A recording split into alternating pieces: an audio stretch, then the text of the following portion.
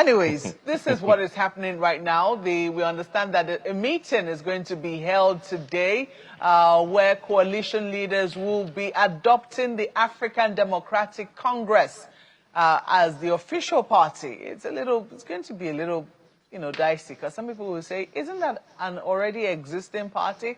And how does it fit? Are they going to be resigning from their political parties to get into the ADC, or are they just going to use it as a platform?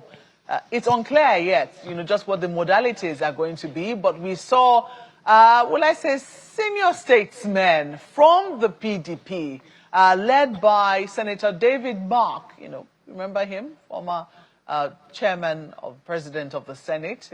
He was there yesterday leading speaking on behalf of the coalition members. Or maybe he didn't speak because he said he didn't brief the press, but at least we saw microphones in front of them, even though we didn't hear anything. But what we understand is that they're calling for a broader coalition, asking all those who are interested in removing the APC come 2027 to join them and be a part of them. So David Mark is in the middle. You also see right there Atiku Abubakar, former vice president, and as well as Sule Lamido, former governor of Jigawa State, and a number of other stalwarts. You see Tommy Kimi there as well, and then you see former governor standing right at their back.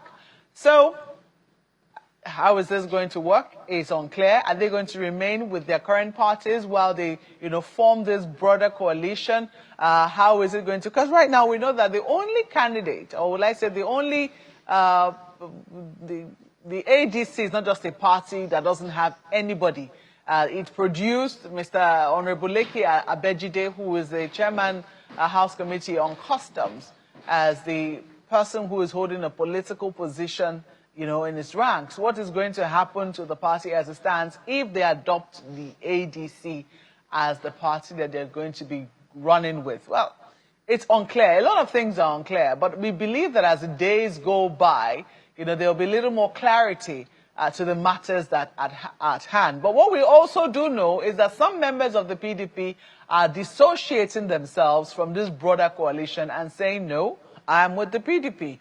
I know nothing about this. I'm not a part of them. So we'll see how the days eventually evolve. But Ayo, I know you have a guest in Lagos, I'm sure, who cannot wait to give us his own views of what he believes is going to happen. So over to you.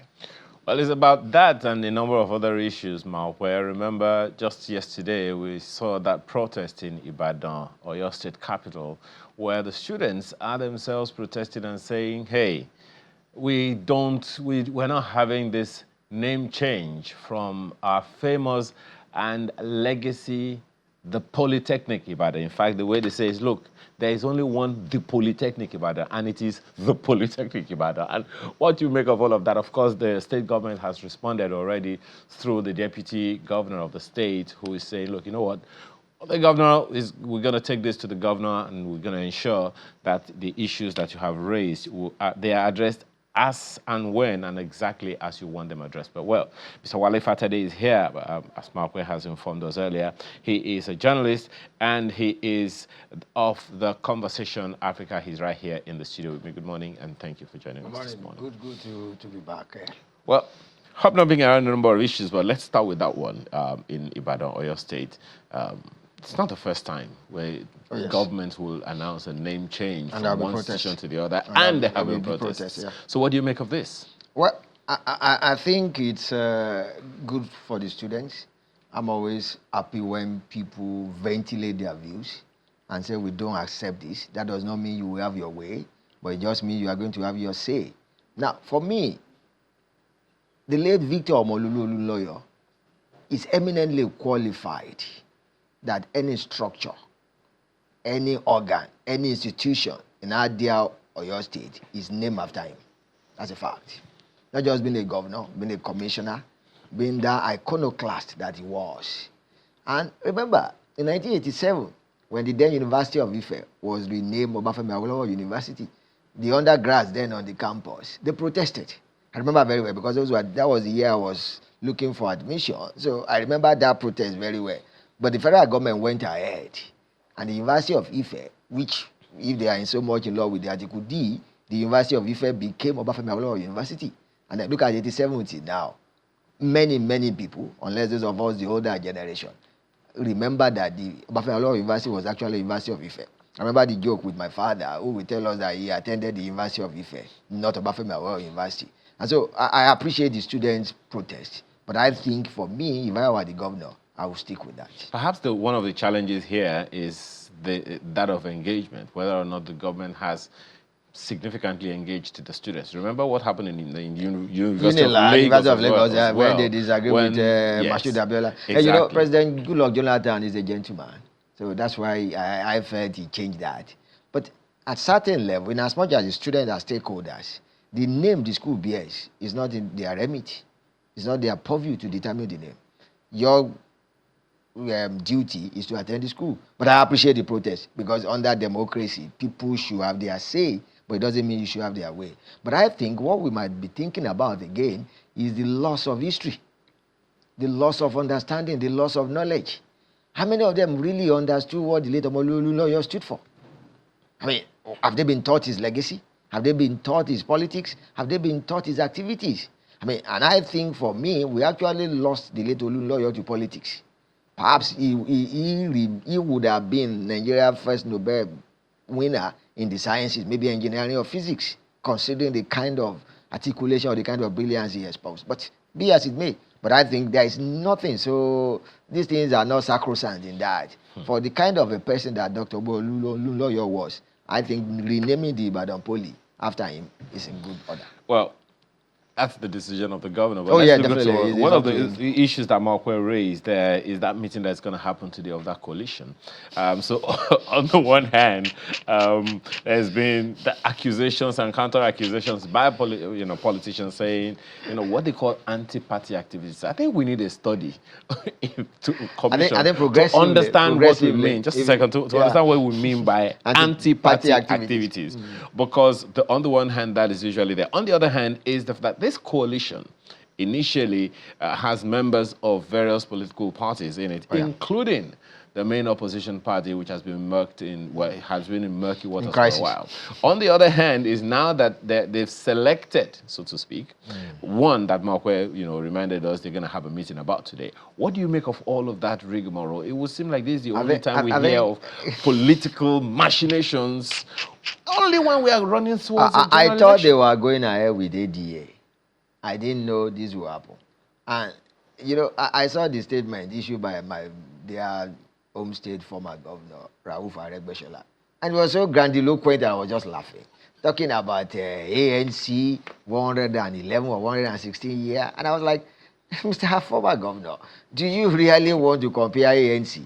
As much as ANC is enmeshed in problems now with its coalition with Democratic Alternative, most likely eating the rocky waters now. You cannot compare the ANC to any political party. I think even in Africa. That's a party formed in the furnace of apartheid. And so acting back to ANC for a mishmash coalition is nothing. That's one. Number two is a coalition of strange bedfellows. But then I'm not shocked. About 2 or 3 days back, I saw a picture of the Chief B.C. Akande, our former Osun State governor, and Senator Iyola Omishore, former senator, laughing together, apparently after a political meeting. And I was thinking in my mind that was a man that Chief Akande handed out of office. That was a man, as in Senator Omishore, that was actually put on trial before he won the election to become senator. But that's what we have in Nigeria. And I think progressively since 1999, our political parties have been weakened. They are nothing more than mechanisms or avenues for election. Because otherwise, what will a Senator Mark and a Rauf Omishore be doing together? But that's who we are. And so, I saw that statement again. He said he's going to ensure there is now a party that is structured and built under ideology in Nigeria. Which ideology?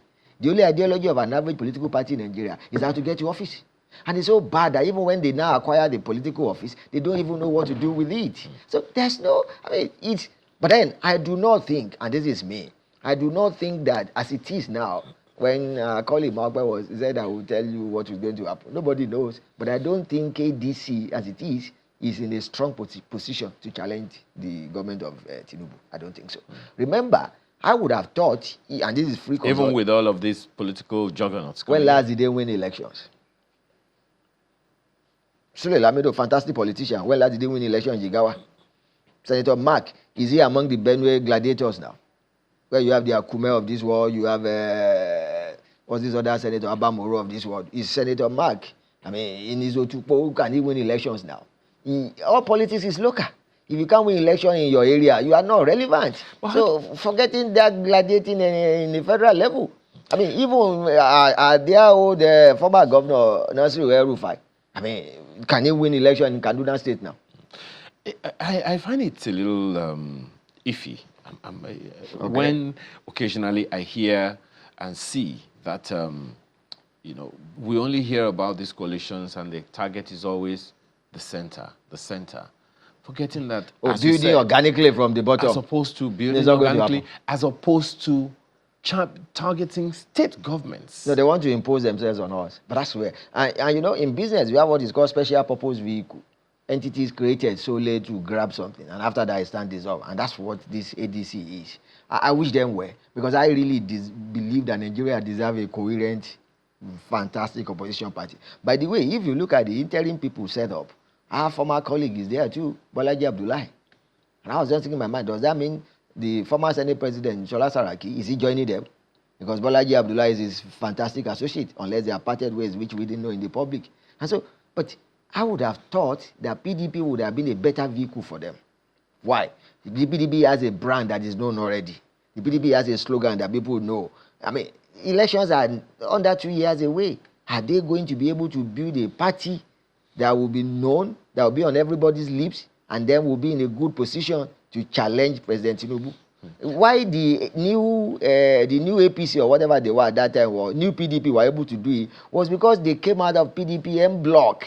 And so they were able to now go and prop up a party that was already existing. Yes, ADC is already existing, but as we remember, Mr. Abejide, who really wanted to be governor in Kogi State, is the only elected person under that platform. So how much of ADC? Where would they get offices now? Where would they build structures? Fine, some of them have already existing structures, but are they willing to subsume their personal ambition or personal ambitions now under this coalition? These are interesting. They are interesting days ahead. You know, it's good. It's interesting that you mentioned the PDP. I read an article that spoke to the very roots of the PDP being founded even during the Third Republic. Yeah. You know, with the G34. Yes. Yeah. You know, which involved the current president. Yeah. Right now, and former Vice President Atiku Abubakar at the time, and a good number of people will wonder, how that is. Now, fast forwarding to what we have today, one wonders, is it impossible? I mean, when you talk about strange bedfellows, the roots of the in PDP, Nigerian politics, there is no just strange a second. bedfellow. The roots of the PDP is deep. Yeah. And it governed Nigeria for 16 straight years. Yeah. And here we are now, immersed in murky waters that it has been struggling for about 10 years or more. Asphyxiating.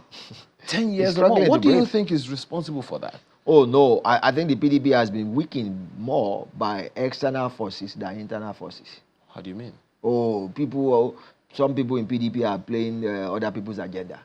If they are playing their own agenda, the PDP should have been able to solve its crisis, because I don't know what they are struggling for now. You know, a political battle is fighting if there is anything you are fighting over. In a way, the PDP is a rickety vehicle. What are you fighting over? So that tells you that it must be the hand of Esau and the voice of Jacob. Are you validating what the former governor of Anambra State and former presidential candidate of the Labour Party is saying, that the challenges of his own party, the Labour Party, was external and not internal? How is that possible? I believe that.